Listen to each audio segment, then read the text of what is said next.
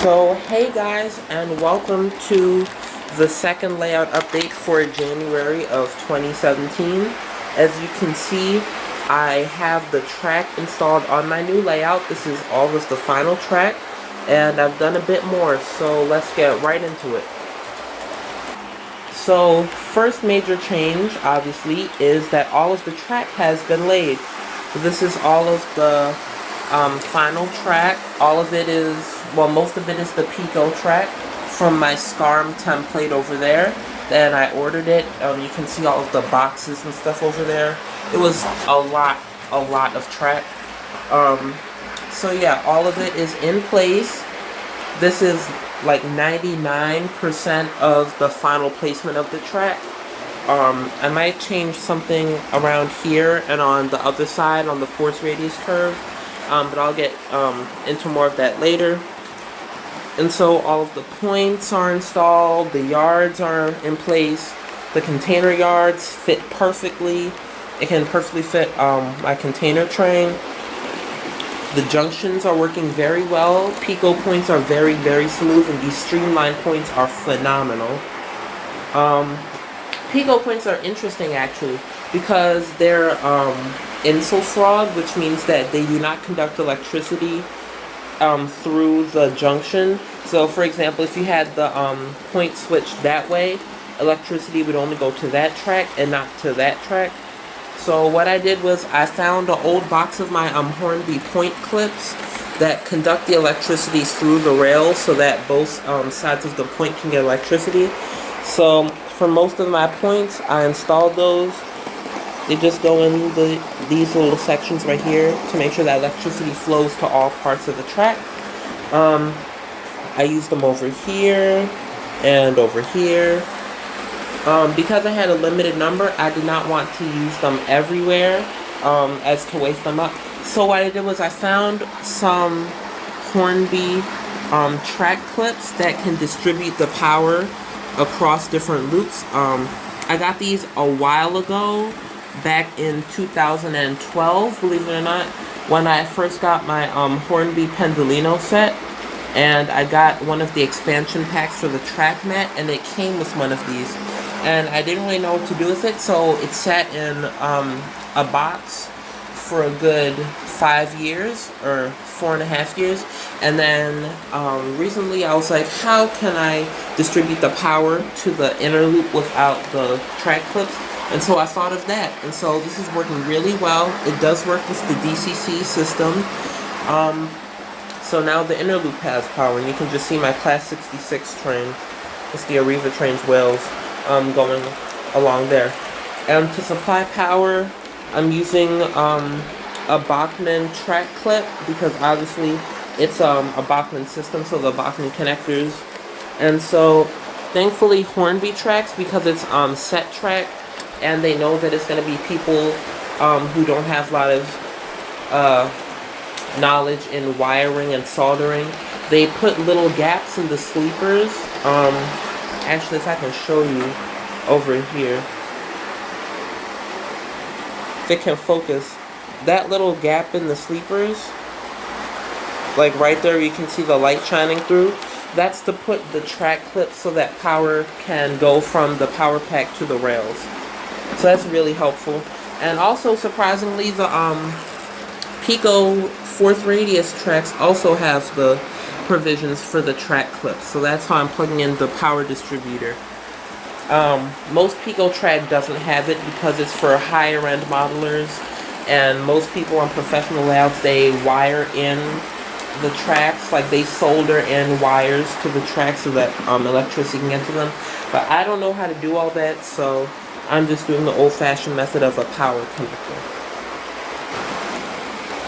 And also another reason why I chose to use the Hornby track connectors instead of the point clips is because I still want the ability to run DC trains on this layout, because this is a DCC layout.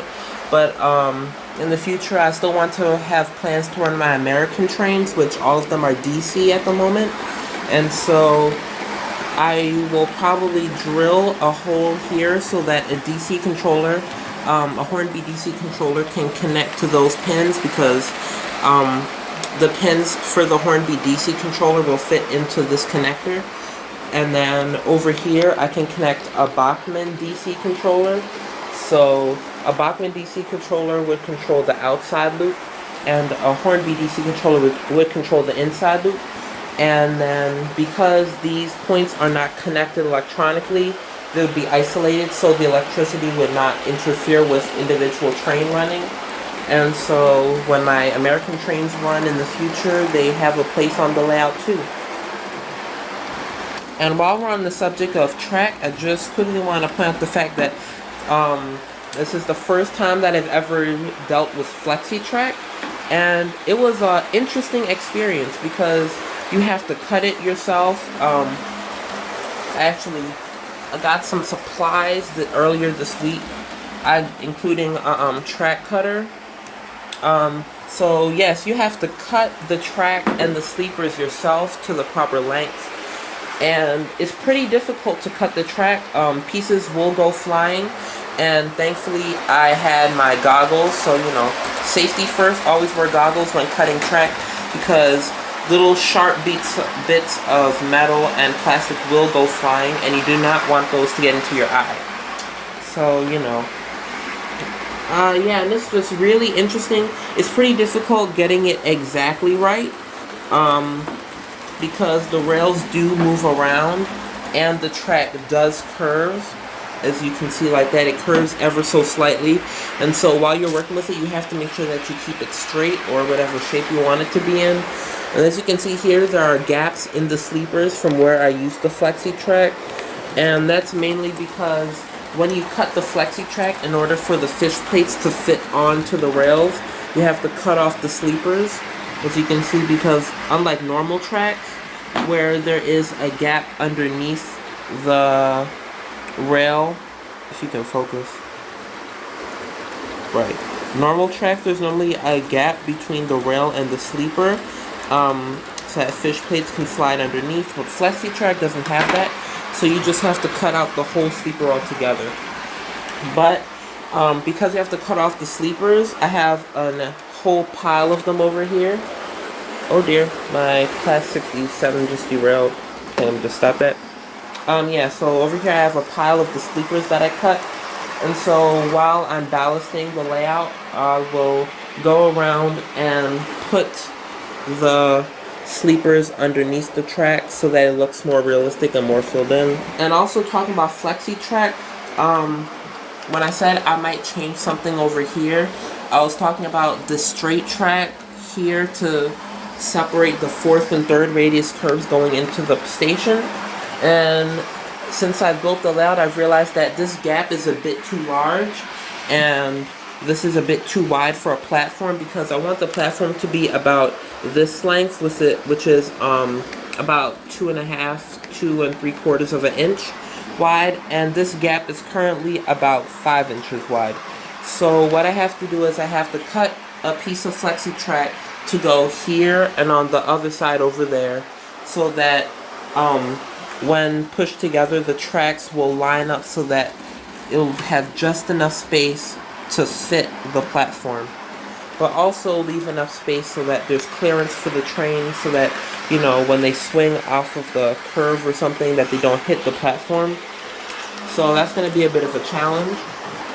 And also, the next step after that, before ballasting, is putting down the roadbed, which I bought some Woodland Scenics roadbed, the foam, the like black foam one. Actually, I have a whole box over here. Oh, it's upside down. Yeah, it's the Woodland Scenics track bed HO scale strips. And basically, you put these underneath the track so that the trains can run smoother, and it lifts them up so that it looks more realistic. And then you ballast it, and when you ballast it, it gives you that nice realistic effect of the ballast going down on both sides. So yeah, that'll be really cool. And these are made of foam, so they're flexible, and you can bend them to fit curves and stuff. And in order to keep them in shape, Woodland Scenics makes these foam nails which you hammer into the wood or whatever material you're putting the foam on, and then that'll keep it in place while it dries. And to permanently attach the track and the baseboard to the foam, you use the Woodland Scenics foam track glue, as you can see here. So all of these supplies will be used in order to lay down the track bed. And then after that, I have my ballast. And so I'm really excited to get to ballasting, and I will post a video dedicated to ballasting and how I do it.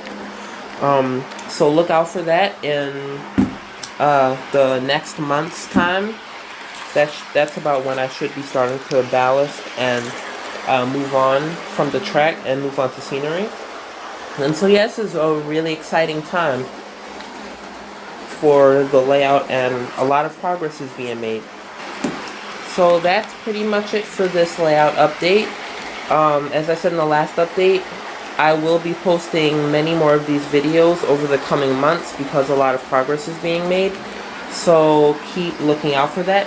And also, I want to shout out all of my subscribers because as of today, on January 20th, 2017, I am at 499 subscribers. So thank you all so much for that. 500 subscribers was a goal a few years ago that I thought I would never reach, and now I'm here. So I just want to thank every single one of you for subscribing and watching my videos and supporting my channel. So thanks for watching this video. If you liked it, please like, comment, and subscribe, and I shall see you in the next update. And so I'm gonna leave this video out with some running shots of the trains like I did in the last video. So see ya.